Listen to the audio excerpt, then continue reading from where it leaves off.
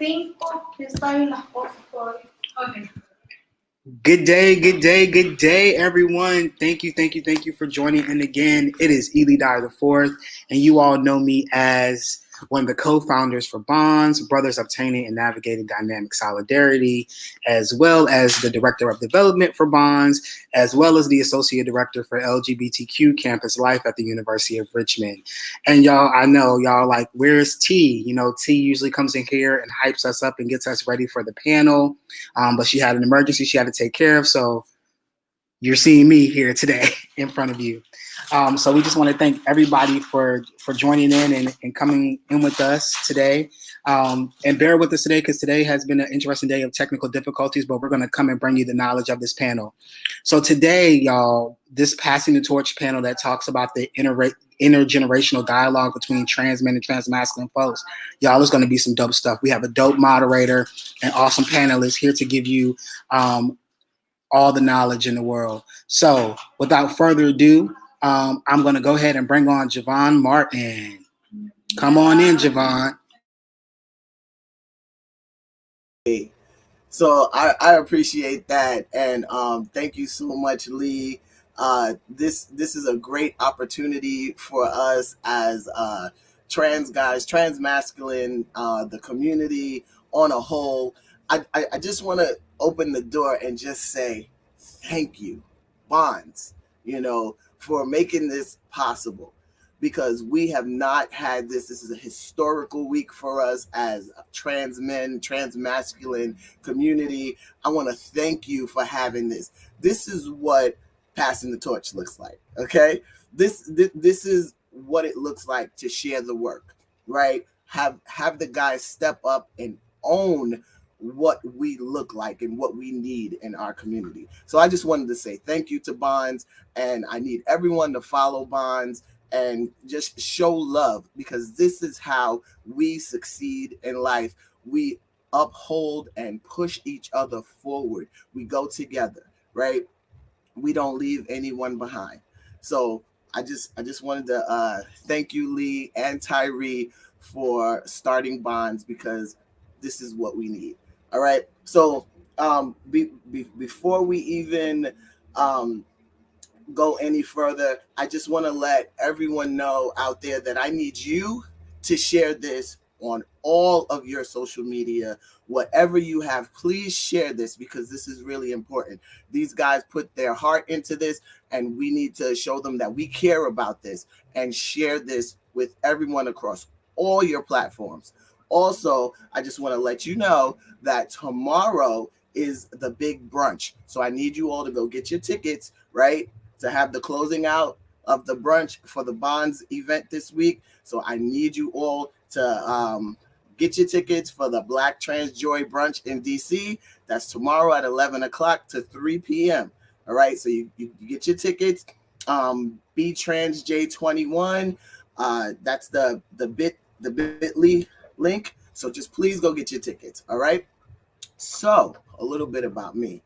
My name is Jevon Martin. For those of you that don't know, I am the founder and executive director of Princess Janae Place in the Bronx, where we provide resources to housing, financial literacy, GED programs, whatever it is that you need to strive as who you are. We're here to help you be the best you that you can be.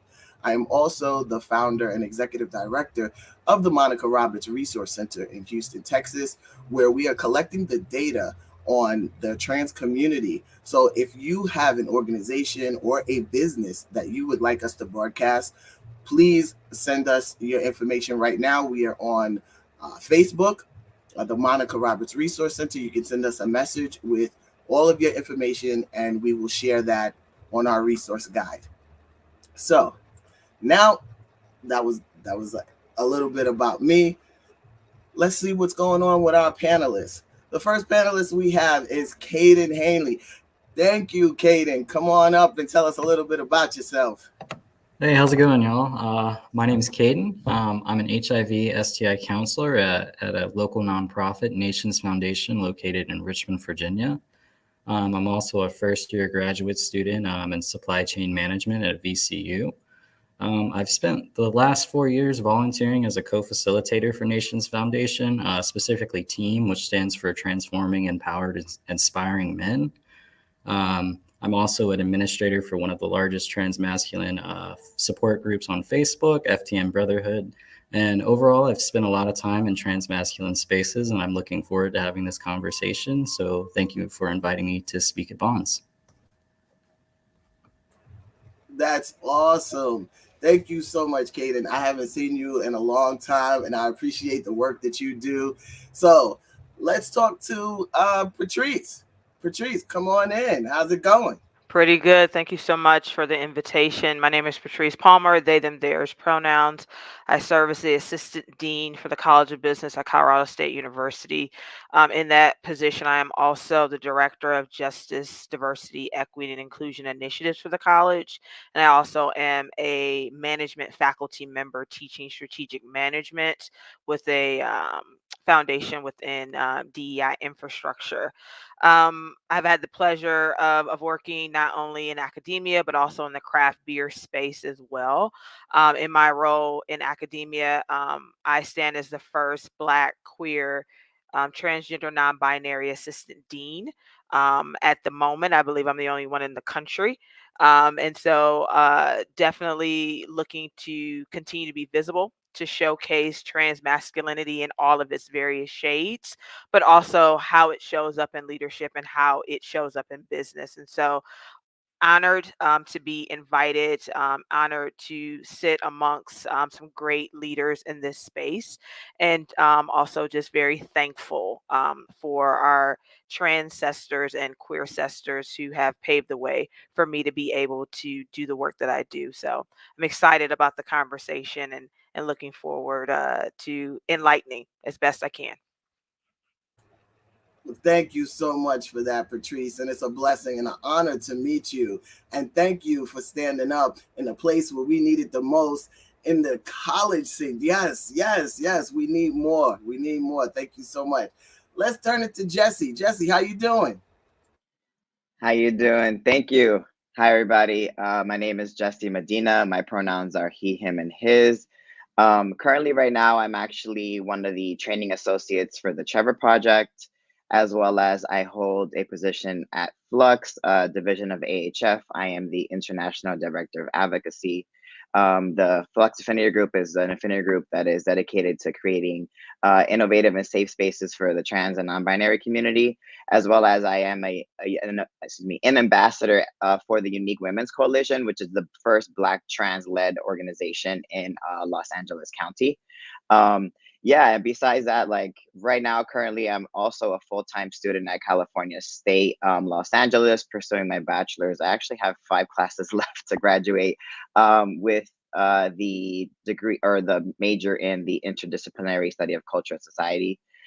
So yeah, I'm just here trying to be as visible as I can, be visible with my intersectionalities, especially for the transmasculine community, as well as representing the armed forces. I am a veteran as well. So I am super grateful for being here and for y'all allowing the space for myself to come and talk about all the great things that we're doing over on the West Coast, so that, the rest of our siblings can know, what's out there in case they move around the entire nation. Thank you so much, Jesse. It's a pleasure and an honor to meet you. And thank you for all the great work that you're doing. I'm going to have to get out there in California and meet with you.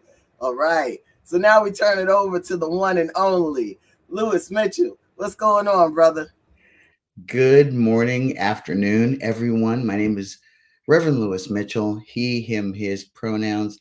I am currently located just south of Seattle in Kent, Washington. And, the question is very fascinating. What do? I don't do much. I just remain alive and visible. I am a co-founder of Trans Faith.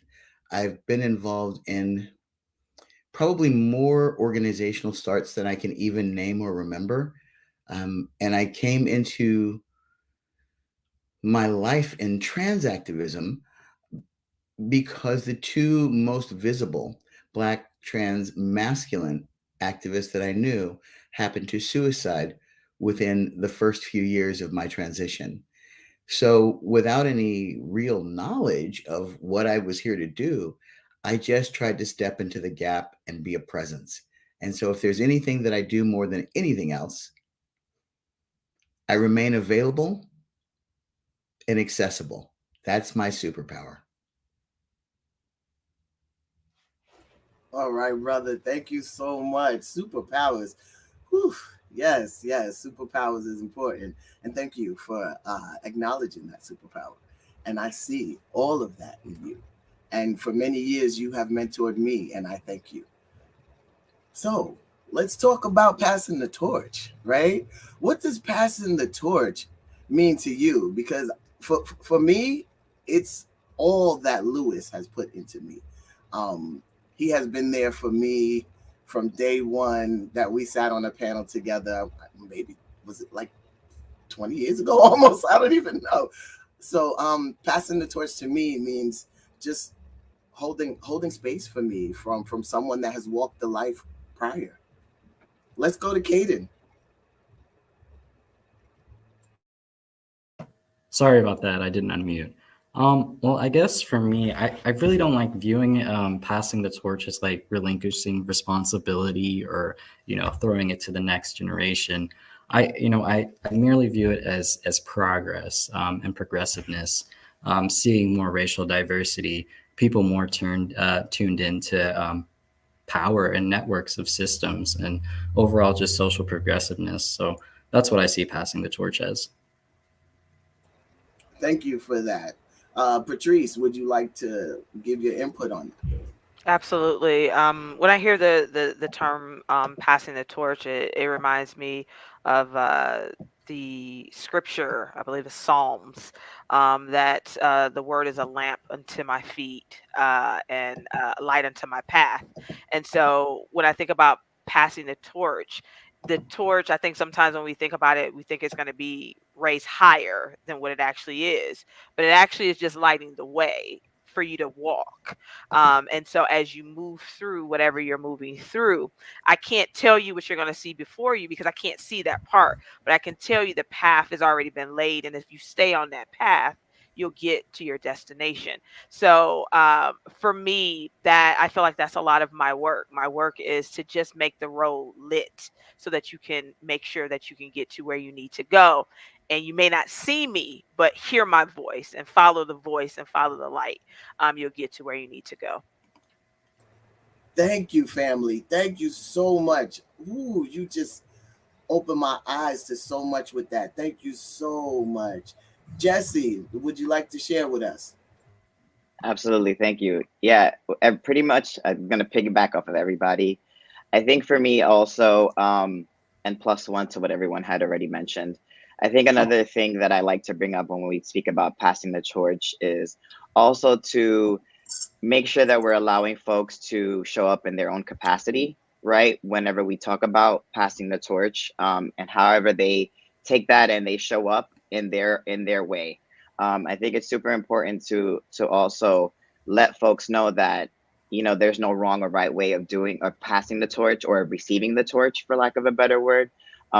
And I think especially for the folks that are out there and visible and doing this work for our community, whether behind the scenes or in front of the scenes, I think it's also important for us to make sure that we just create that path and allow folks to get on it and do what they want with it, not necessarily having it to be like it's pretty much non-linear. And I think that's a super important conversation and point to be made when it comes to passing the torch. It's just simply just shining the light, just like Patrice had mentioned, about all the work that's already been done, and allowing folks, essentially the next generation, right, or our successors, to continue that work and just continue having it progress. Thank you so much. Thank you. So I just want to bring up one point that you mentioned, right? Because we do have a lot of stealth people. And so how you show up, your support is important. So either you're behind the scenes or in front of the scenes. Yes. Thank you for mentioning that. So for all of our stealth families, we love you. We just embrace you for being there and showing up how you can. Thank you for that. Lewis, come on through, brother. So I'm going to start by just mentioning that I really loathe the term stealth, and I prefer low and no disclosure, because stealth is really kind of painted in a way that is not a compliment to the greater world, like you're sneaking and you're hiding, rather than you're making a disclosure choice based on your own needs, which should always be validated. Just an aside. Passing the torch for me means a few things. First, it means trying to use whatever stature I have to stand in the gap of unheard voices. So, for many, many, many years, in terms of Black, and I'm going to say Black trans men in this case, um, and Black trans women, we were very cis heteronormative in our orientation and had a very hard time being inclusive or acceptance of people who were non binary or who were not straight. And so for many, many years, it was saying, nope, no one left behind. Nope, we need to change our language. Nope, we need to do this differently, because there are Black trans people out there that don't feel safe coming to this place because we're so narrow. So using my privilege and my elder status, if you will, to try to hold the door open for folks to come in and have some safety when they get there. The second thing I would say is that it really means getting out of the way. It means not taking up all the space just because you're invited to everything because they know your name. It means talking to people and saying, hey, you know what? I got this opportunity that I think would be really good for you. I know it's your first time. You might be nervous. I'm happy to be training wheels. Run it past me first, what you need. But in order for there to be new voices and new experiences, some of us have to sit the hell down and stop taking up all the space. And so for me, when I say in the beginning that I'm not doing anything now, I'm really not. Like, I do an occasional thing when I feel like it, but mostly there are hundreds, if not more, new and important voices that need to be heard. Mine's been heard, for 20 plus years. I am happy to make room for other and new and different voices, not just to speak so other people can learn things, but to speak so that I can learn things. Thank you. You always enlighten me and inspire me. And this is one of the reasons why I'm moderating and not on the panel, right? Because I stepped up to step back. And by not being on this panel, I'm meeting new people. And this whole event, I want to say thank you again to Bonds, because there have been so many new faces. And this is what this looks like. This is what we need. This is how we pull each other forward together. And so this goes into the next question. Where do you see trans men and the transmasculine visibility in 5 years? Right? What does that look like? And I'm going to just open it up. I'm not going to select anyone to respond. Just whoever feels it on their heart.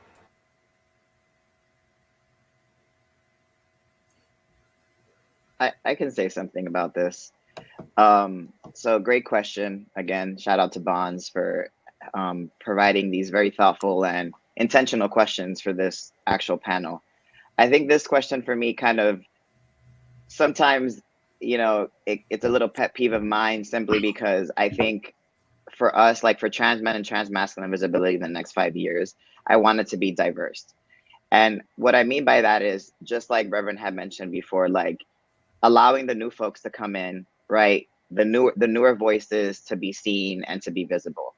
I think there's this, not that I think, it's happening even with everything, with large institutions or whatnot. We're essentially recycling, and I hate to use that term, but we are the same people, the same narratives, the same stories. And I would love personally that, sooner than later, right? For the range of what trans men, transmasculine community looks like, to be accurately depicted within all, realms. And that's one thing that I really sit and think about, because hardly ever, especially for the moderator and the panelists that we have here, I don't really see so many, people like us in these larger places or areas. And I think that it's also going back to the passing the torch. I think, a due diligence of the people who are already there to make sure they're bringing people along with them. Yes, yes, thank you for that. Is there anyone else that would like to touch on that?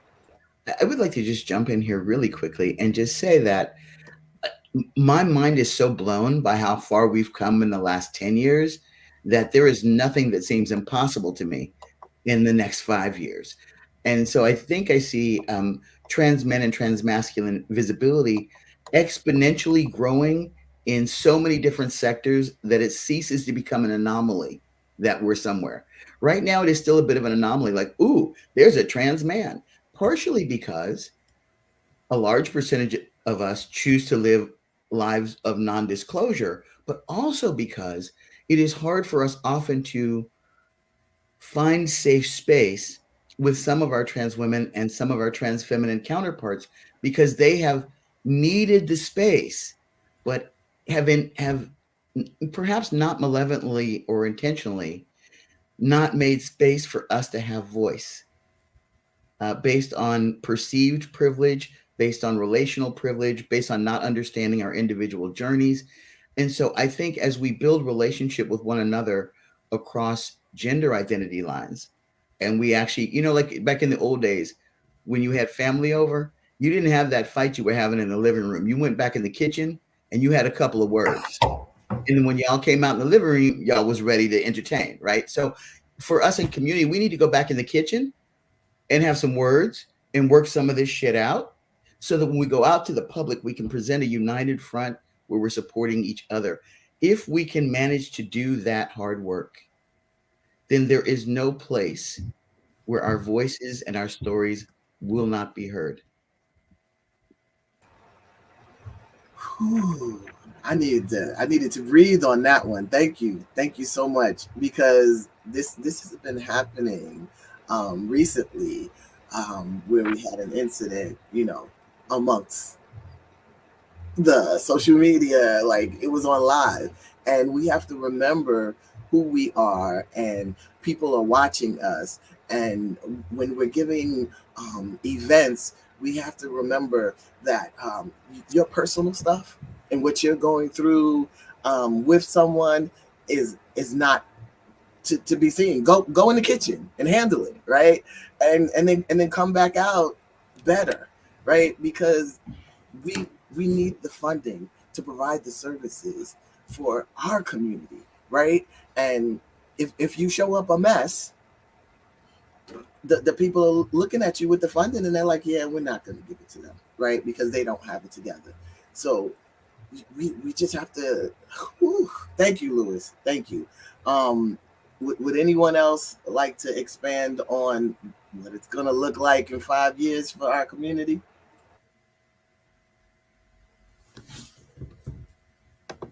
All right, that's fine.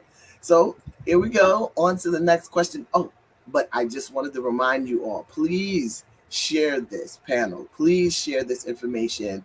And for those of you that are watching, please go get your tickets to the Black Trans Joy brunch in DC on tomorrow, 11 to 3. All right. So the next question is, trans men and trans masculine have been around for years. Why do you think they have been overlooked? Let's go to Patrice. I think there are various reasons for being overlooked. A lot of times I have to look back and I'll make an I statement. I was socialized a Black woman. And so there are certain things of Black womanhood that I have learned to step back in. I am learning and unlearning what it looks like to be present in some spaces as Black masculinity. And how that is wrapped and how that is looked at, and so I'm learning how to step up and take up space in a way that I wasn't taught to do before. And so I think for trans masculine and trans men, why we have often been overlooked is because we have never been taught how to take up space in a way that is affirming, that is uh, uplifting, with what is gracious and what is honest. We haven't been taught how to do that, so we're learning how to do that. And even now, when we're on a panel, we're looking at each other saying, "Do you want to go? Can I go? Should we go?" And it's honestly because I don't want to take space from you, because I know what it feels like to have it taken. So I want to make sure that I'm as accommodating as possible. And so I think it is. I think the being overlooked is truly us going into our shell, trying to figure us out. And because it's been hard to do so, we're constantly being passed along for things that are happening to our community that is even more devastating. So I may not speak up about being overlooked because my sister was murdered. I'm not gonna speak up about uh, uh, being passed over because one of my siblings is missing. So for me, I'm looking at it as a life or death, and it's okay for me to be overlooked if other folks are going to be highlighted, and it's going to hopefully save their lives. And I think that's a it's not only socialized, but it's also us as humans trying to figure out what this life should be, and how this life is we're a part of the life and not how we fit into it. I think that's another thing that we struggle with. So that would be that's my thought process around that. Yes, thank you for bringing that up. So that ties into trauma, right? And a lot of us hold on to that because we do this work, right? And I know every time I go to an event and I'm rallying against stop killing us, right? Stop killing our trans women, stop killing trans men and our siblings, right? We hold on to that. So yeah, I felt that. Thank you. Caden, did you want to say something? Oh, yeah, sure. I can add to the conversation. I really like what Patrice said. I feel like that's a really good internal perspective. I think I was thinking more on the outside with this question. There is a lot of nuance to the question, but ultimately, I believe it boils down to living in a patriarchal society and misogyny. I don't think we're a point of panic for cisgender men who are terrified of sexuality. And I also believe we aren't acknowledged because most of the arguments against transgender people would break down entirely if we were brought into the equation. And I'm just going to leave it at that. Ooh, yes, thank you. Y'all are dropping dimes. Yes, thank you for that. Can I Jesse, jump in, I Jevon? was coming to you, Jesse. Yes. I wanted to, Patrice, we right here. I just want to tell you, thank you for your vulnerability, even using I statements, because I remember one time Lath Ashley said the same thing you said, and he got dragged about mentioning being socialized female, right? And some trans women, unfortunately, right? I'm just going to repeat what the interview, what he said. Well, they asked the same question about, well, why isn't there much transmasculine representation, or why we don't hear a lot about trans men and taking up space? And that was his response as well. And it was quite interesting that he a lot of trans women, actually our own community, dragged him, not saying that I'm on his side or not, but just by giving his perspective on how he was raised, and what he came from, and the learning and unlearning that he had to do. And with that, like, it ties back into the what Reverend had said. We got to get in the kitchen with our community and have these conversations, because I know there's many times that when I'm usually, a lot of the boards that I sit on, there's usually one or two transmasculine folks, if that, and the rest are all of our sisters, our siblings, which is cool and rightfully so. But there's always this like tug of war, and battling between amongst us, with just trying to, with the same mission, right? The same agenda, the same purpose, right? The same end goal. And it's always that issue. And I think that before anything, for sure, like, those uncomfortable conversations and raw conversations have to continuously be had. And it has to start with our community, because if we're fighting amongst us, how do we expect anybody else who is not a part of the community to understand us or to believe in us or entrust us to gain that equity that we should have, right? And it's quite interesting because I statements as well. I was never a socialized female. In the household that I grew up in, quite frankly, I was privileged because I was spoiled, just like all the other boys in my family. And I'm also a veteran, and so I think that environmentally, like socially, I was stopped from that, right? There was a gap from that, from culturally, family, and then on top of that, like being in the service. And so I know that I battle with myself in terms of, you know, why we're being overlooked is because I'm a man. And so I'm like, well, I take up enough space already. And that also goes back to your point as well, where I sit there and I'm just like, well, I'm just going to be quiet because, you know, I have my own privileges and I'm very much aware of that. And I want to allow the space for those who need more attention than I do. But I think that doing that, because I'm here also to amplify the voices of my community as well as women, right? Because I'm an intersectional feminist myself. But I think that also gets like conflated or misconstrued with, you know, they just kind of forget us because we don't say anything, when in reality, we're just trying to make sure we create the space, or I am at least, for other folks. And then when we finally try to circle back around, like, hey, what about us? It's kind of like a, well, closed mouths don't get fed situation. And I've experienced that many times. And it's actually disheartening and discouraging, to be honest. And I found myself like sometimes pulling back from things or spaces because I've continuously been going through the same cycle with feeling overlooked. And yeah, so I just wanted, you know, and probably rambled, but I just wanted to kind of bring that up in terms of, you know, how I navigated those kind of interactions or being overlooked. Yes, thank you. And that's not rambling, right? You're dropping knowledge and you're talking from the heart. So we receive it. And thank you for that. And take all the time that you need to speak, because this is why you're here. We want to hear what it is you have to say. Lewis, come on through. So much has already been said, and thank you all for that. And I want to say that we have been, I don't know if overlooked is true. My experience has been that we have been hidden for our own self-protection and to survive and to try to make up what little difference we can between women's pay and men's pay as men. You know, because that's no small wonder right there. Like, oh, I'm a man, but where the rest of my money at? That didn't happen automatically. Nobody put that in the fine print.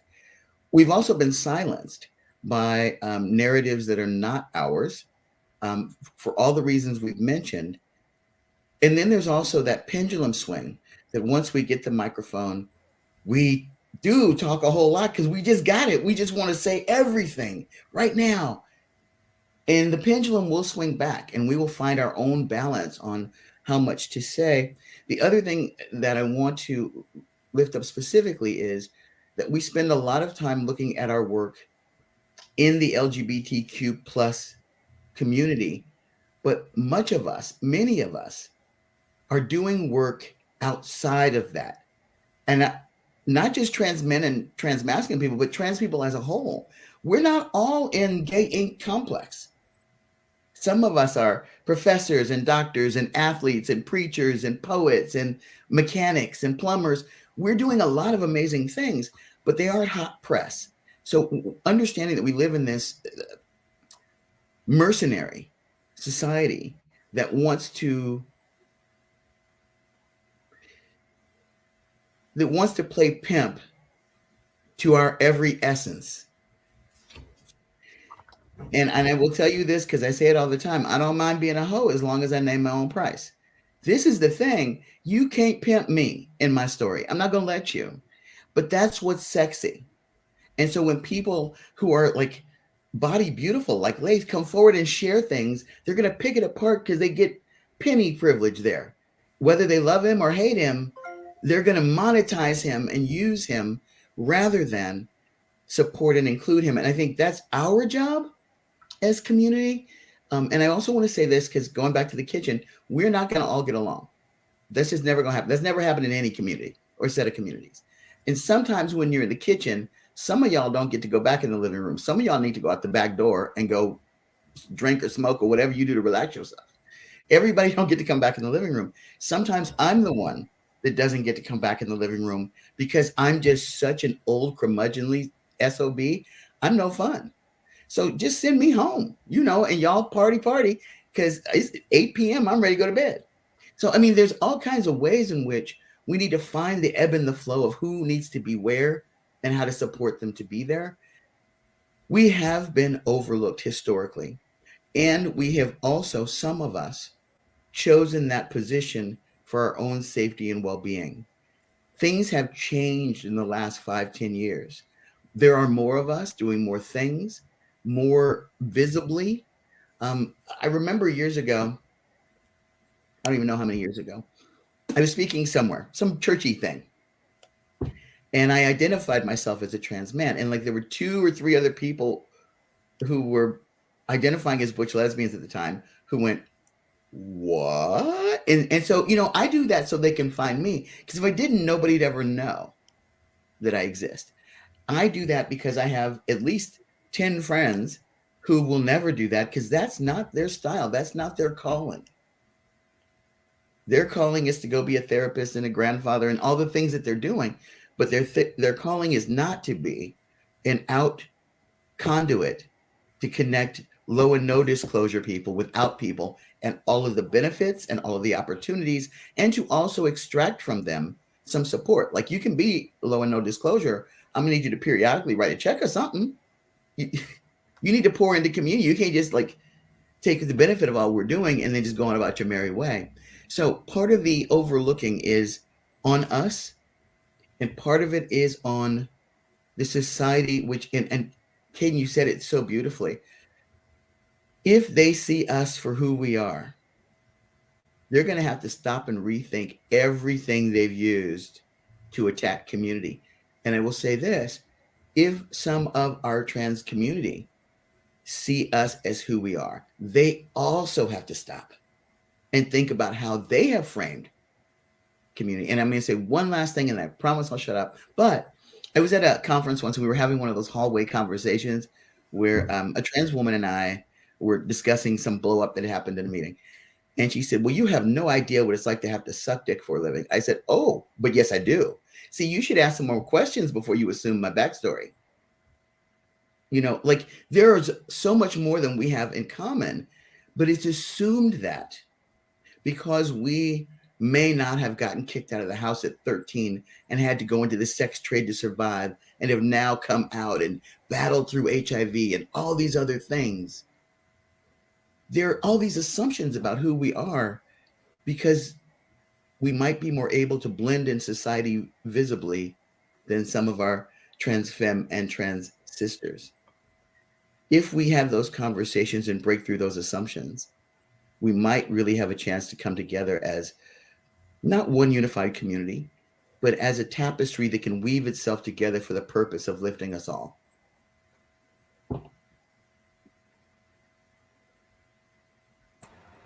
Yes.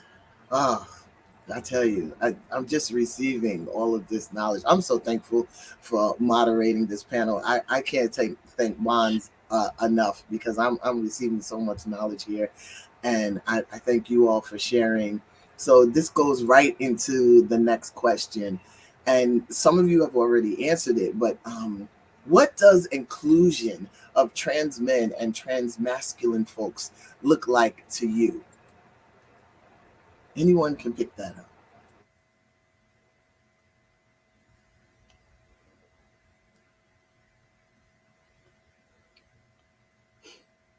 Okay, I'm gonna run into Caden. Let's do it. Come on. Okay. Well, I guess to start off with, I feel like there's a large anti-man sentiment in a lot of queer communities that make it difficult to be myself and for others to be themselves as well, especially when it comes to transitioning and accepting ourselves. I think there are dynamics in queer spaces, even even though we make it out to be all inclusive and welcoming of diversity, I think what it comes down to, what does inclusion of trans men and transmasculine folks looking like to me is just being celebrated rather than tolerated in these spaces. Yes, yes. And I just want to take a moment and acknowledge those people that are watching. And Josh said a seat at the MF table, right? I felt that. And yes, it's and if there's no seat at the table, right? Make your own table, okay? You know, we don't have to wait around for someone to invite us to their table. Okay, so you just make your own table and build off of that. Can we go to Patrice? Yes, I think the first thing that popped into my head about this is, and when I saw that comment about, seat at the table, we have the beautiful pleasure and opportunity to dismantle what folks have known about masculinity and about femininity, the fluidity of it. We don't need a seat at a table. We need to be outside. We need to be outside and actually engaging with each other. It's so easy to fall into the stereotypes and so easy to fall into the binary representations of what it means to identify with your masculine energy in any way that you identify it with. And so for me, when I think about inclusion, inclusion is taking all of me, all of these salient identities, and being able to see the nuance of what that is and allowing that thing to manifest before you. I don't want to be in a specific area. I don't want to be viewed a certain way. And again, I statements. I don't want to be viewed in that way. I have never fit and I have no intention of that. And so for me, my joy does not come through that. My joy comes in allowing me to show up and seeing how this fluidity um, is embraced within the particular situation or incident or what have you. That to me is inclusive. And so when I'm working with my students, I try my best to reframe and to dismantle some of those gaps that happen, even in the classroom, about who gets to step up and who is voicing positionality and all that other weird and fun stuff, right?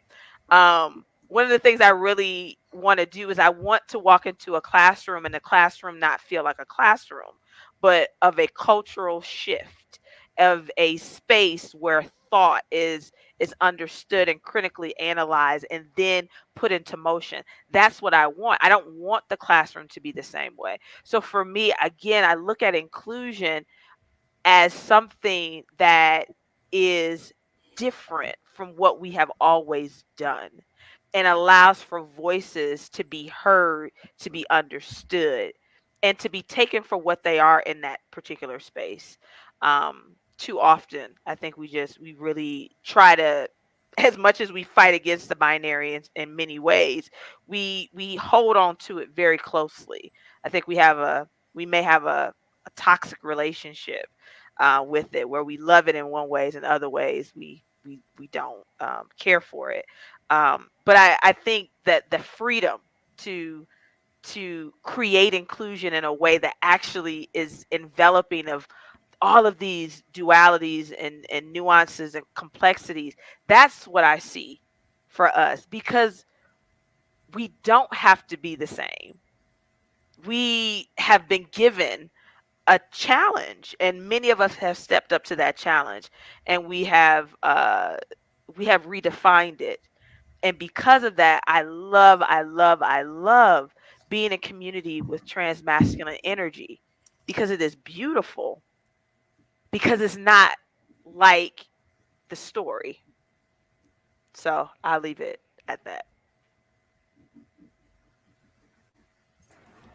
Yes, thank you for sharing. I felt all of that. I'm gonna bring it to you, Jesse. Come on now, we want your input. We want to hear from you. I was actually just really kind of thinking about the question, um, and not trying to think of the answer in like such a fixed uh, mind frame. I think for me personally, it would just start at the bare basics, and is to take my existence seriously, um, as well as to see me for me. Reverend Lewis had mentioned a great point when he brought up the example about he was talking to a colleague who mentioned, "Oh, well, you didn't have to do this," and he said, "Well, I have, right?" And it's like this assumption that we don't go through these things as well. I think that just the inclusion of all of us would start at the the bare basics of that, as well as language. I think language is super important. Um, which holds, we all know there's power in words, right? And oftentimes in just basic written materials, communication, it's just, we just don't exist. And if we talk a lot about inclusivity, right, I mean, obviously, there, depending on the audience or what you're speaking about, there's always somebody that's going to be left out. And so for me, would be to just really be proactive in trying to really be inclusive and include everybody else, in specific in this conversation, us trans men, trans masculine folks, um, and see us for us, right? And believe us. I think that's another issue, like especially for those that are, male presenting or identify as a man. Obviously there's a lot of trauma around there, and we live in a patriarchal society. But I think all of that, people don't see through it, and also realize that we too have our own traumas, and we may have multiple common denominators that we can share space about, and a lot of relatable content, right, amongst all of us. And so I think that just accepting us, right, just like Caden said, not tolerating us, but accepting us, and really wanting us to be a part of the whole, and inviting us into these spaces, and really making these places safe, right? Because we tend to toss that word around a lot, safer spaces, safe spaces, but then in all actuality, it's really not, right? Because we're doing something we're excluding, chances are, and in this case, the trans men, trans masculine folks, as though our stories and our own traumas don't hold much weight as everybody else. So yeah, so that would pretty much, and then I look at it, of course, from like the institutional level. Look at all these, when we talk about grants and things about the community, there's never anything specifically for trans men or trans masculine folks. The addition, right? Because they usually or changes to the original always happen because the pushback. It's like, wait, hey, what about us? We exist too. And then it's like, oh, okay, here you go, a little Salt Bay, a little tiny piece of whatever the larger pool of whatever it is. And I think that's a huge part too, because of people have a hard time understanding, especially folks not a part of the community. So when there's things circulating around like that that are super common, like within the nonprofit sector and things of that nature, it's super important to be intentional and have things in there that are also directed to us, right? To let folks know outside of us, hey, we exist, we're here. This is what inclusivity looks like, right? Again, the community is not linear. We all come in different shapes, sizes, genders, obviously, sexual orientation. So yeah, that's it for me. Yes, thank you, all of that. I want to take 1 second to acknowledge those that are watching, right? Because I have to thank all of you for commenting. I see all of you, and I am so thankful for all of you. Yes, my Goddess Queen sister Valerie Spencer. Thank you for seeing us. Yes. Bonds did a great great job by building this whole week of just resiliency and visibility for transmasculine folks. This is great. I want to take a second to acknowledge Devin Lowe for being here and watching with us. Ja is here. I'm not sure if I'm saying your name right, but Shakina, thank you for watching. We appreciate you, and just share. Thank you for commenting, and we see you. Thank you so much. Lewis, what does inclusion look like for trans? I'm gonna laugh. I needed to run down the hall. You should have heard me trying to have big ears so I didn't miss a word that y'all said. I tried to capture everything. I'm like, can I turn my anyway? I don't know what inclusion looks like, but I'll tell you what exclusion looks like. And I think that one of the things that I've had to come to grips with for myself is that I wear the skin of some of my kindred's perpetrators and predators. And so they can't see me until they see past what I represent in their own trauma and history. But if they just stop there, then they don't get to invite me in to have my own trauma and history, as Jesse was talking about. And again, I think we have more in common than not. And like cis Black men in this society, there is a residual shame in talking about our trauma in community with one another. And I think we need to make space for that, for us to have safe and or courageous space to talk about our trauma, and to also recognize that, and I will say this for me, because this isn't true universally, but when people see this big Black man, I might remind them of their daddy or their uncle or that other guy who did them wrong. I recognized that when I began my transition, that was going to be a thing. Inclusion happens when that thing is not where it ends, where we take the next step to talk about, okay, you're excluding me. Let's talk about why, and let's see if we can get through that. Why? Because I remind you of this person that hurt you. Okay, I get that. We have some physical things in common, but I'm not that person. And let's talk about who I am so I can replace the picture that you hold tenderly in your psyche. Like, a lot of the exclusion that I experience in the world isn't malicious or malevolent. It's a trauma response.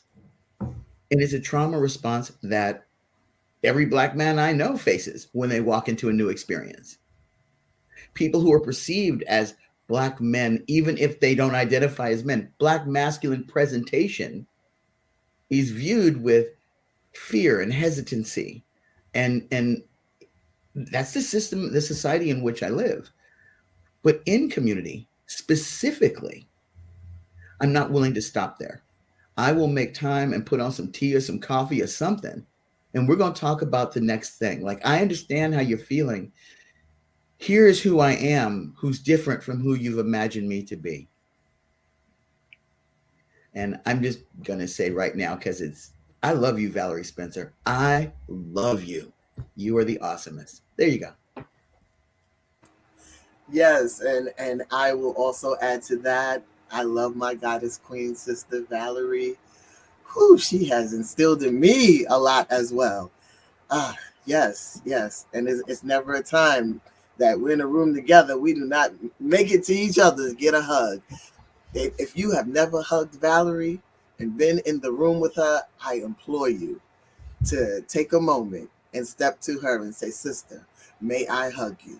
Because a hug from that woman just rejuvenates my soul. I'm just here to tell you, yes, Valerie, thank you so much.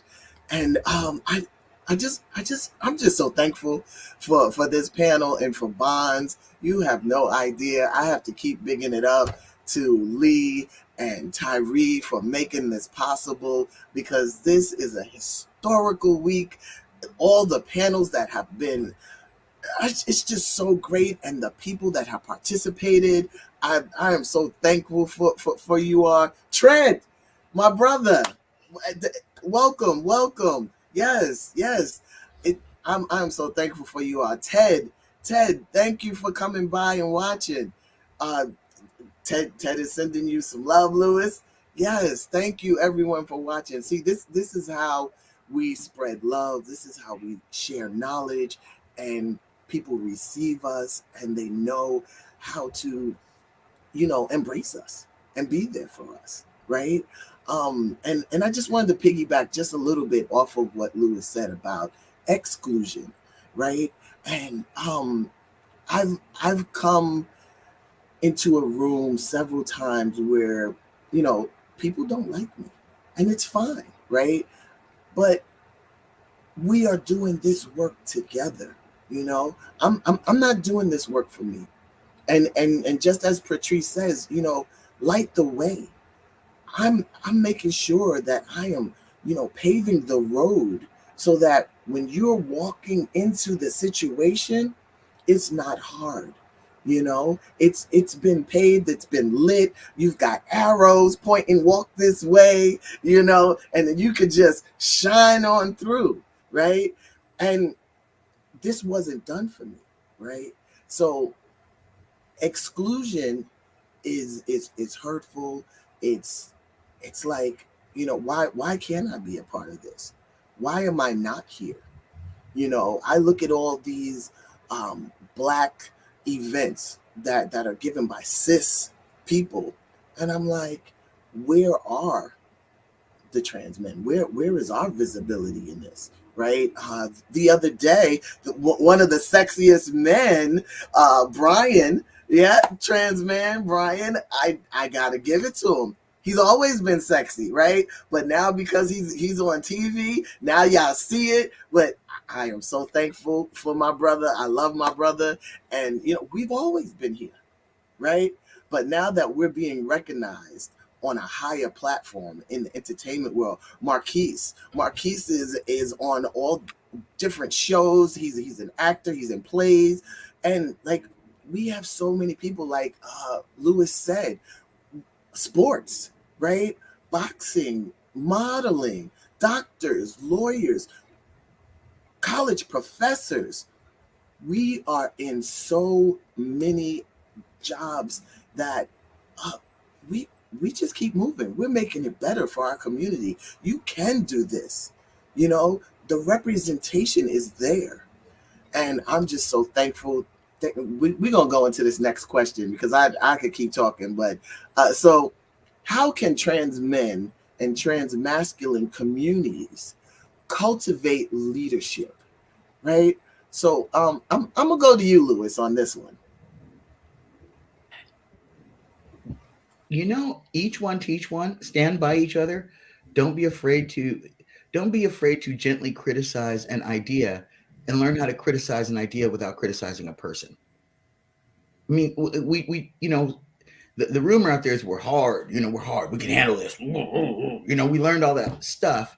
In reality, we're also very sensitive and we get our feelings hurt.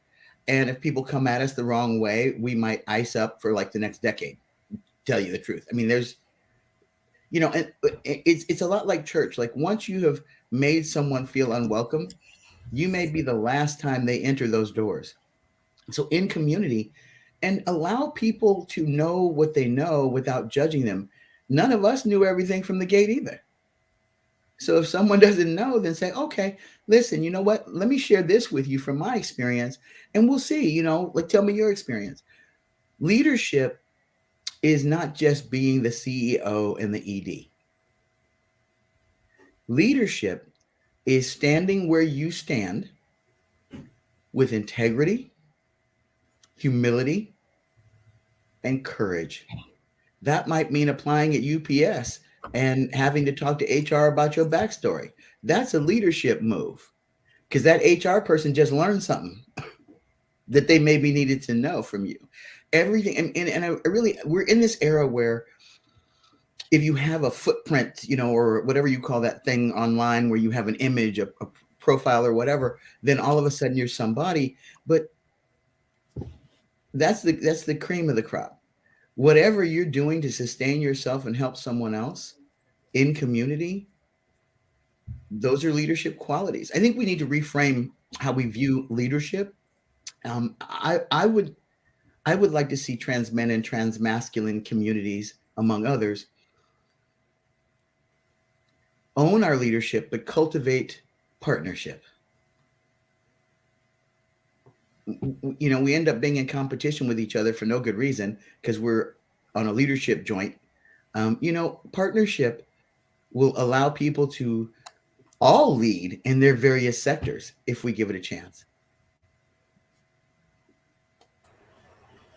Yes, Lewis. Thank you. Thank you for that. Thank you. Oh, I love your cup. I must have one. Thank you. Yes, yes. If I was just about to say that, own our leadership, but cultivate partnership. Yes. And the other thing Lewis said was criticize the thing and not the person. Yes, yes. Thank you, Jock. Collaborations, strength in numbers. Yes. Thank you so much for that, Ja. All the comments, keep them coming, keep them coming. Let's interact. This is how we make it happen. Okay, so let's go to Jesse. Let's elaborate on this. Come on. You always put me on the spot when I'm like in my thought bubble. I think for me, cultivating leadership, I think first and foremost would be, in order for that to really happen, we have to be accessible. And the interesting thing is that a lot of these questions actually tie into like previous ones or the next ones, right? Because I think this question also ties into passing the torch and gatekeeping. And the reason why I'm tying them in is because, you know, leaders they're there obviously, right, you know, to guide, right? And also be content by just merely showing the way. But oftentimes, especially within our community, it's like we're all vying for the same thing, and there's not enough for all of us. So therefore, that gets cut off really quickly. And so I think that allowing that space, you know, to be accessible, to share the wealth, whatever the wealth may be, with amongst and with each other, just like Reverend Lewis had mentioned, an actual partnership. But to touch on what you had mentioned earlier, Jevon, a lot of people, you know, we all aim for everybody, you know, and sometimes, and that's okay. It's okay that, you know, it's not an automatic that because we're all, you know, of the trans experience that we all fuck with each other, right? But we do, you know, we do have the same passion for our community and for the work, right? And so it's about also putting that aside, like you mentioned before, and just getting to it, you know, getting your hands dirty and getting done what needs to be done while working alongside, you know, your community. And I think that in itself helps cultivate leadership skills, especially to, you know, just being able to share your experiences and, you know, brainstorm and collaborate with other folks in itself, you know, is a huge part of leadership. And I think that's something that within our community, I just hear a lot through the grapevine, you know, like Facebook and people, but I you know, all over, you know, the many like low key, high key wars that are within the transmasculine, trans men community. And like, you know, that doesn't help, right? And so being able to find out, you know, identify these fires and putting them out together, for me, is what I feel that would definitely absolutely help cultivate leadership and pass on those leadership, you know, tools as well, so that we can continue thriving and moving forward. Thank you for that, Jesse. I came to you because I saw you thinking, and I just wanted it to come right off the top of your head, right? I want to take a moment before we get to the next person to let everyone know that's watching that we thank you for watching, and we need you to start putting your questions in the comment section. And we also are aware of those that want to remain low and non-disclosure. So you can please put that with your question. If you want to stay anonymous, we will not mention your name. And Yeah, we thank you for watching, and we also want to make sure that you don't miss the Black Trans Joy brunch in DC tomorrow from 11 to 3. So you have to get your tickets online at the bit.ly btransj21. All right. The tickets include brunch and mimosas, and just for those of you that don't drink, there'll be other beverage available for you. All right. But please, please, if you're in DC tomorrow, you don't want to miss this. This is the final closing out, and it's gonna be spectacular. So if you can get your tickets online, don't wait to the last minute. You want to make sure that you're there. So everyone watching, please share this. It's important to share this because we dropping some dimes, right? Okay, so let's go to Caden. Would Okay. you like to share? Sure. So the question is, how can trans men and transmasculine communities cultivate leadership? And I think that starts with providing opportunities. So here at Nations, we have a Transcend program that focuses on things uplifting transgender folks in regards to financial literacy, healthy relationships, and those sort of things. And what I find is, transgender people are equally as brilliant, but the senses of what that brilliance is and what you can do with it is profoundly different than cisgender folks. So what we're really trying to do with cultivating leadership here is just learning to embrace the future and what you can do with the leadership qualities that you do have and what you can learn. All right. That's good. That's great. Patrice, would you like to add something to that? Yeah. In thinking of the term under cultivate, we know that that's preparing and assisting. Typically in gardening, you're preparing and assisting the land.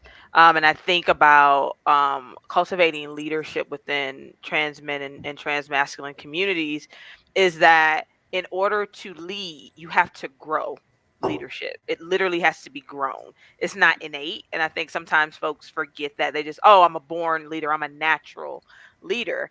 And I think it sometimes funny how we naturalize certain things, especially when we don't understand how those things work together. We just naturalize it. And so when I think about really cultivation, one of the things about anyone who's ever done any gardening, they know they have to break up the fallow land in order to replant. That's probably your hardest thing to do because the ground has solidified a certain way. And so when you're cultivating leadership, you're going to have to break up some stuff and you're going to have to break down some things to grow it. Once the seed is planted, it then has to be watered, it has to be nourished. All those things, you have to watch it. You have to watch it. So when you're cultivating leaders, you as a leader, I'm hoping that you are actually watching and growing up those who you are raising to a different standard, and also recognizing that true leaders recognize that people will go before them. They will be stronger than them. They will be higher than them. And that's the part of leadership that folks don't really like. They still want to be in they want the hierarchy to be there. Know where you came from. I'm the one that made you. I'm the one that did this for you. But a tree is a tree. It's going to grow. It's going to be rooted the way that it needs to be rooted, and it's going to continue to either give sustenance through vegetation or through shade. Whole nother conversation if we need to get to that. But a lot of times folks don't take that into consideration, that when if I have someone who is being mentored, or I'm teaching a course on leadership, I recognize that I am giving you all the information needed for you to be better than me, because I'm taking what I know and I'm giving you all of what I know so that you already take that with all the potential you have to get to a different spot. And I'm okay with growing leaders because I know I do a good job in that. And I know that my leaders continue to grow others. And so you may not remember my name and you don't always know the gardener, but you know the fruit, you know the harvest. And we have to make sure that we are doing that. And we have to recognize that and love it even if it's from afar. And I think, again, and sometimes folks want to be, they want to be their names written in that. They want their names to go down in history with it. Yeah, I did that. I was a part of that. I was the first. I don't want to be the first. I want to be the door. I want to be the one who opens it. That's it. You ain't got to remember what the door's name is. I want others to go through so that we don't have to keep reminiscing the trauma of not being. And I think we can do that when we truly look at leadership as an opportunity to grow yourself, be in mentorship. That doesn't stop. Your own growth doesn't stop. You continue to do that, and it should be at different levels, right? I have some folks I look at as mentors who are leading me that are younger than I am, but I need to know what the young are doing so I can recognize what I'm doing in myself. But I also need those who are more seasoned in life as well to also be pouring into me. And all of that is the cultivation. And that's all typically happening behind the scenes. So again, I think when we look at cultivating leadership, we're gonna have to break up that foul ground. We're gonna have to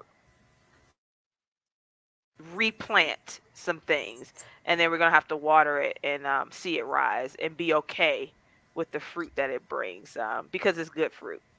And let me put in also, if the fruit is poisonous, cut down the tree. Don't allow the tree to keep feeding people. And we're gonna have to be okay with cutting down some of these trees. We can't just keep letting people be poisoned. And that's a good farmer. That's a good leader, is recognizing that as well. I just need to jump in one quick second. First of all, Patrice, you better preach. And the thing I want to add is compost is good.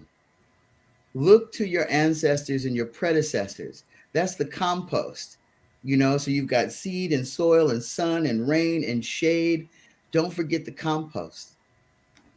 Somebody has given their life to make space for you to do you right now.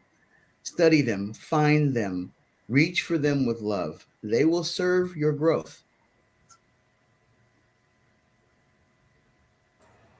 Whew. Patrice, I was about to take off running around this office. Whew. Yes. Listen, y'all gotta prune them trees, okay? Listen. Whew. Yes. Thank you for all of that. I received that. Yes, be okay with the fruit of your labor.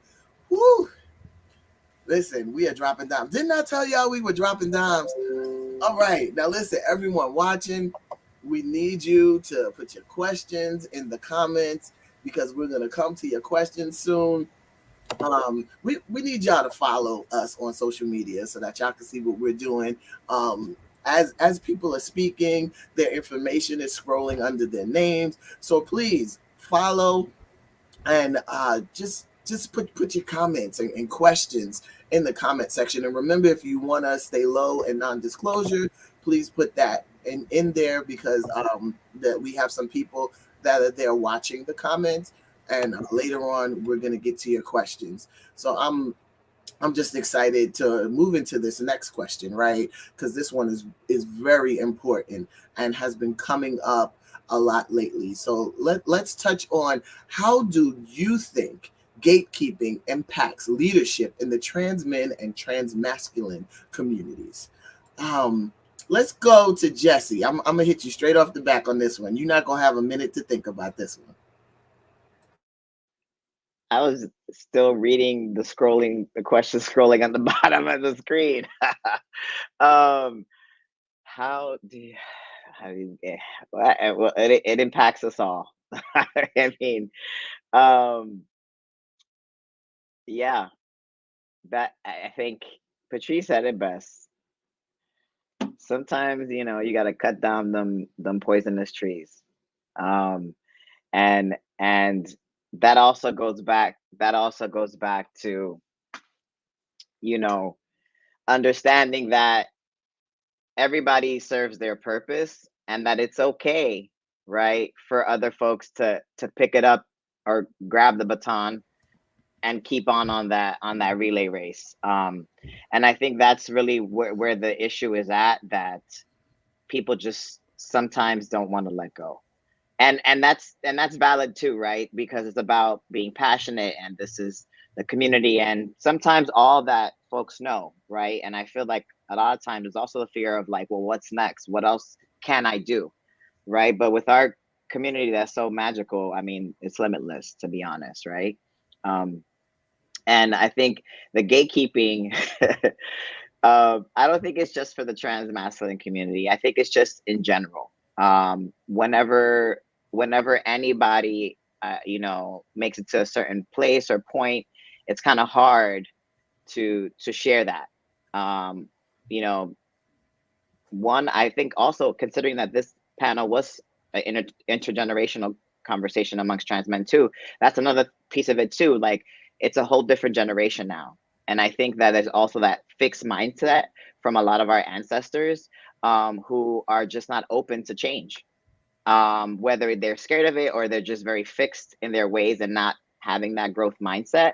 And that in itself is a huge form of gatekeeping, especially for the rest of the folks who are in it to win it and want to continue pushing forward the agenda for trans folks, and our uplifting and amplifying of our voices. It's hard to do that when it's always been like the my way or the highway kind of situation, or you're not even allowed any space to even add to the movement.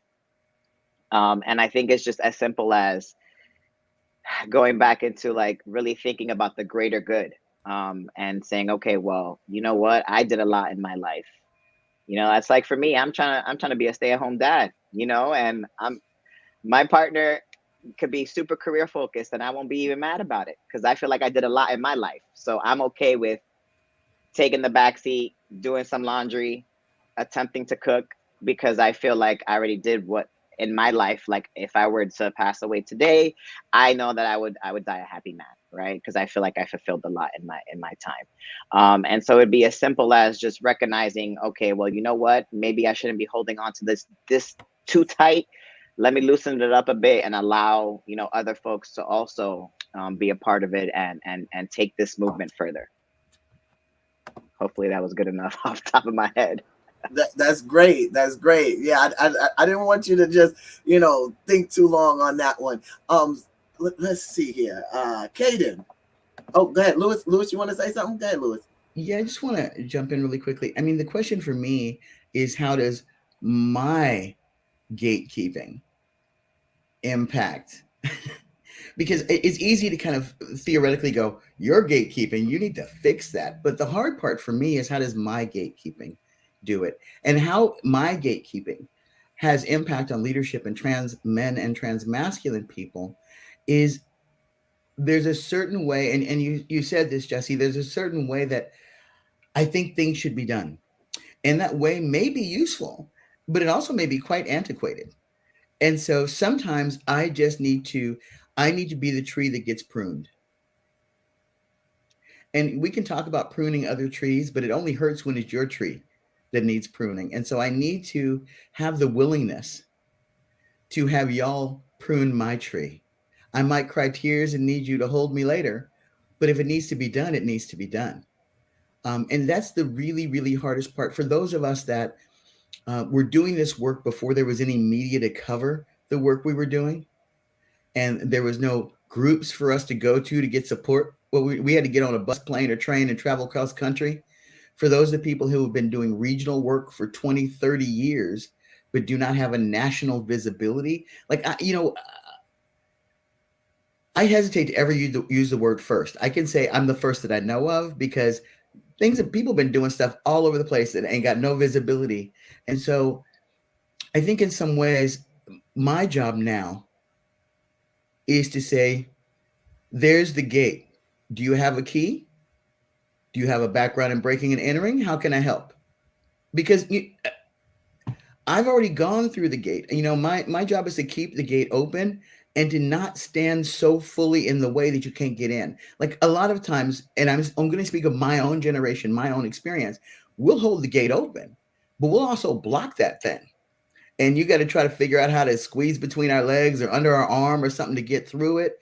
And I don't want to do that. And I fear that I've been guilty of doing it, but no one's told me directly. But I'm going to go ahead and say that tending the gate is not blocking the gate. I want to make sure the gate stays open. And if the gate isn't open, I will take that thing off the hinges. But if I'm blocking the gate with my work, I pray that you gently move me, but whether gently or not, please move me. Yes, yes. Thank you for that. Thank you for that. We have spoken about that together, and I believe that's where I fall, because you and I have been doing this work before there was social media, and it just looks different for us. And thank you for bringing that to light, Lewis. I appreciate that. Caden, come on through now. Okay. So this question was a little bit difficult for me to answer because I think it's really broad and we're talking about gatekeeping. So the way I'm interpreting it right now is just with gatekeeping impacting leadership, I think a lot about implicit bias and how we're very picky about who we choose to represent us. And gatekeeping. And I really don't know the answer to this question, but it definitely impacts us through implicit bias. I feel like we don't see a lot of Black and brown transgender men representing us in media, and I'd like to see that change.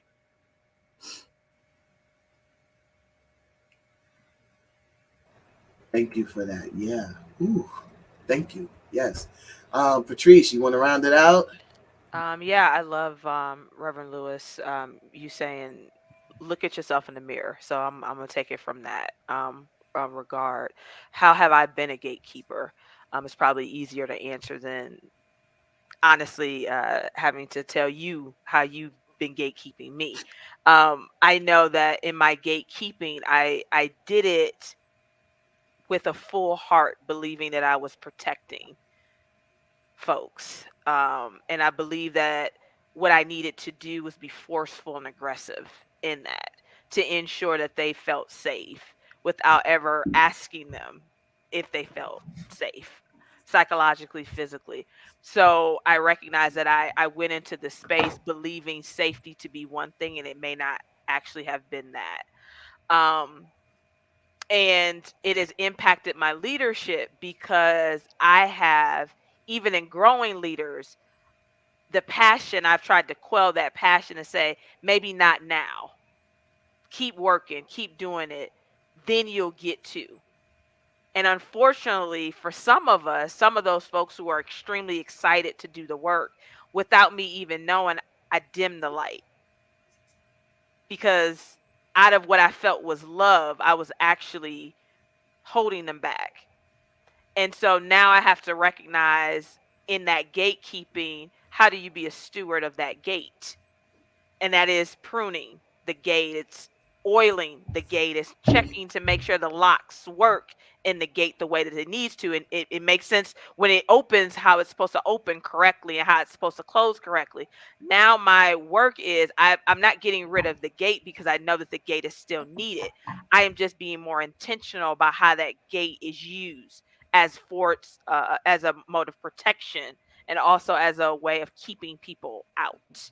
And who am I keeping out?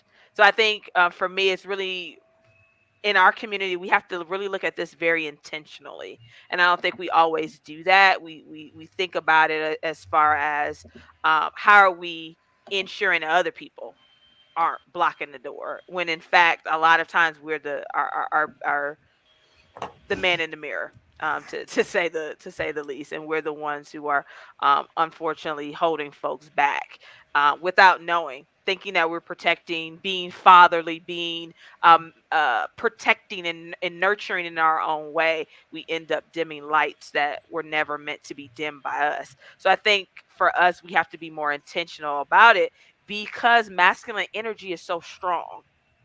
It is a strong energy to and sometimes folks take that strength as anger or they take it in the heat of it as something very different than what it really may mean in the moment. And so we have to recognize that our energy is passionate, and it has to be also presented in a loving way. And in love, I may have to step out of your way in order for you to get through.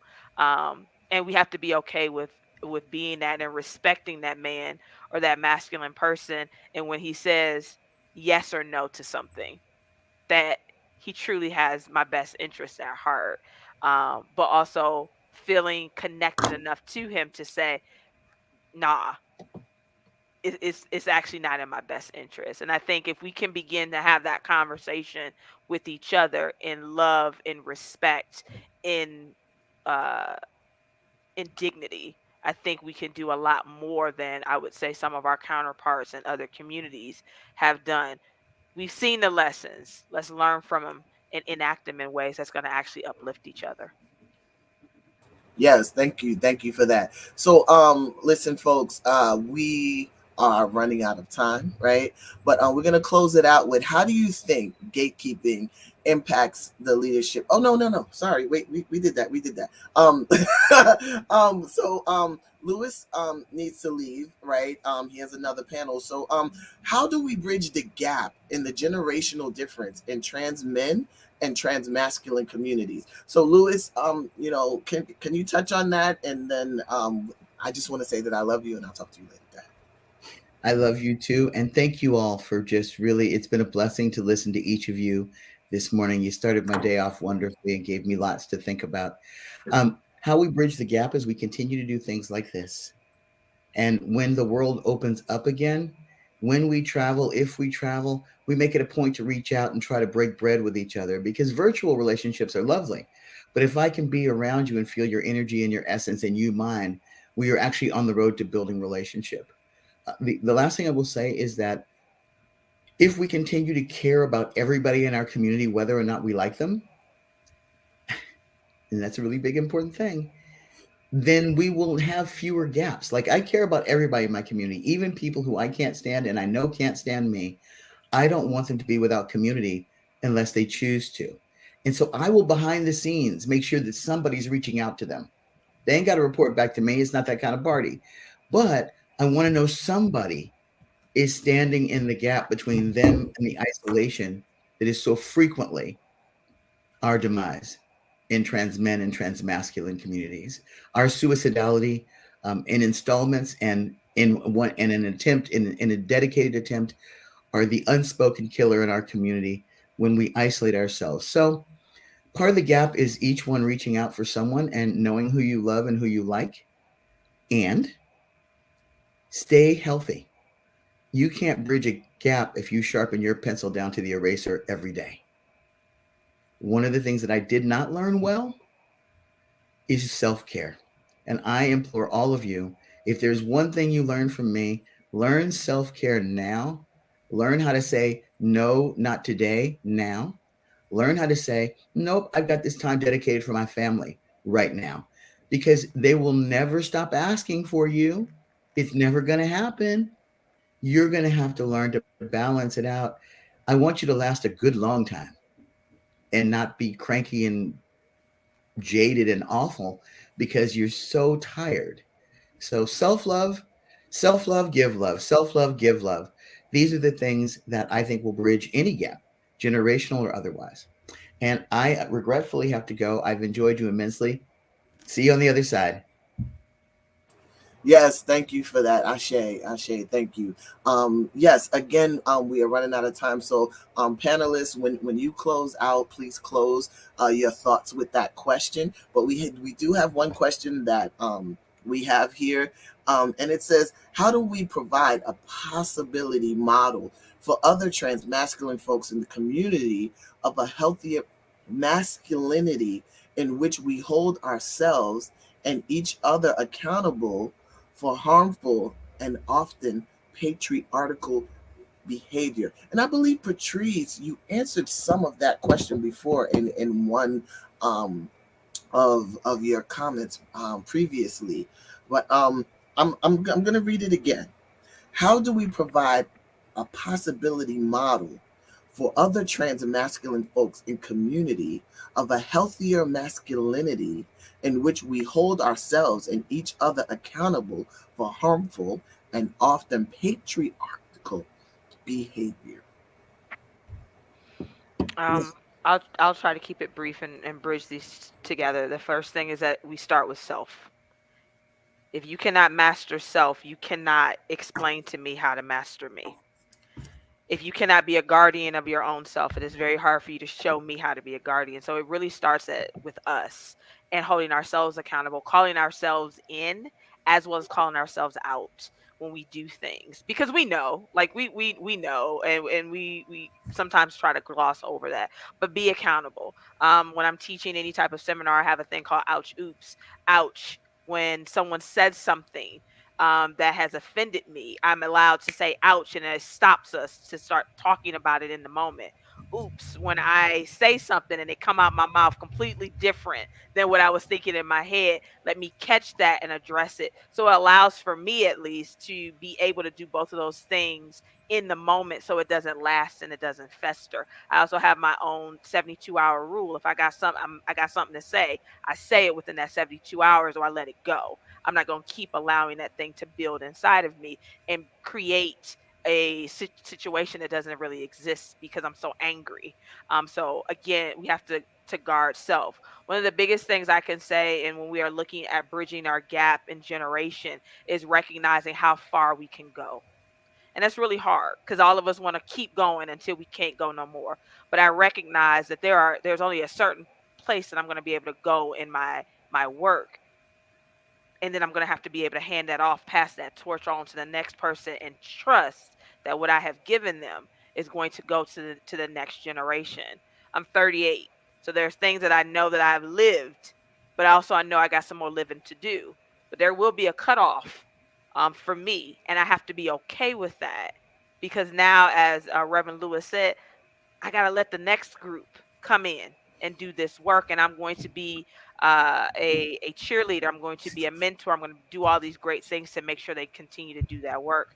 I appreciate the opportunity to be before you. I appreciate the love, true love that I have felt in this space. And I know that that's going to be the change. Our love for one another and our respect and honoring of our sacred journeys is going to be the thing that actually allows us to transcend the way that we've always done it. So I appreciate and I love each and every person who is on this in this space, and those who can hear the sound of my voice. I love you, not because of what you will do, but because of who you are and what that means to this movement. Thank you so much, Patrice. Thank you. Caden, bring it around. Okay, we're answering the question that Jevon sent, correct? Okay. Yes, and then closing out with your final thoughts. Okay, yeah. So I guess for me, how do we provide a possible model for transmasculine folks for a healthier masculinity is just calling in that bad behavior and holding yourself accountable first. And I think I think it really just starts with yourself and then holding yourself accountable. I appreciate being here at Bonds today. It's been great. And yeah, I'll pass it off to Jesse. My halfway. Jump really quickly in the chat. The amazing response to 1,000 to everything. That sticks out the most, of course. A lot of this. Hey, Jesse, you're right here. Can't hear me. Hey.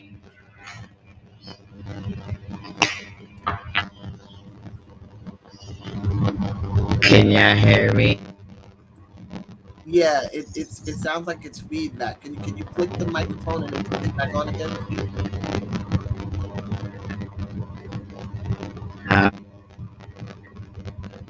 No. No, it's still feedback. Tech issues, now.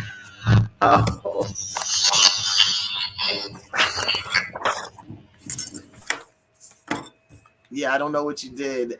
Something you sounded great before. Now. Yeah, we're gonna have to close out the show because we're pressed for time. But we thank you for being here, and we have to thank our sponsors for this week, Gilead Sciences. How about Well, Lee, I guess Lee is gonna do that. For everyone watching, I made a mistake before. The brunch is on the 21st. It's on Sunday from 11 to 3. So make sure you get your tickets, and also you keep putting your questions in the comment area, and everyone's gonna get an opportunity to answer the questions. And I'm gonna pass it over to Lee. Thank you so much for giving us this opportunity to share, and I'm looking forward to bigger and better next year, hopefully in person. All right, thank you, and I love you, and Tyree. All right. Well, thank you so much, Jevon, and y'all bear with me because I have some background noise because of where I am. But listen, thank you to each and every person for watching the stream and this important dialogue. Thank you to our moderator and panelists. Y'all dropped some gems, and we are just so appreciative of y'all for being here with us today. And we just thank everybody for their support of the week. We are so grateful. Want to give a special thank to our sponsors, the Student Center for Equity and Inclusion and LGBTQ Campus Life at the University of Richmond, Diversity Richmond, Nations Foundation, the Black Trans Fund, Gilead Sciences, Flux AHF, Virginia Anti-Violence Project, and Human Rights Campaign, Alabama. We are so thankful to y'all. Listen, if you're a trans man or a transmasculine person and you are in the DMV area, that's DC, Maryland, Virginia, and you will be somewhere by downtown DC tonight, we are having a Sips and Cigars for trans men and transmasculine folks. We have 2 seats left. Please send a direct message to the Bond social media and we'll get you that information. Also, Sunday, if you are attending the Black Trans Brunch and you are a trans man or a trans person, we have a free code for you to get free tickets. So just reach out to our Bond social media pages. And we are just so thankful to everyone for showing up. And, next year we'll be in person, so stay tuned. And conversations like this, Bonds, will continue. You will see more conversations. You will see more panels.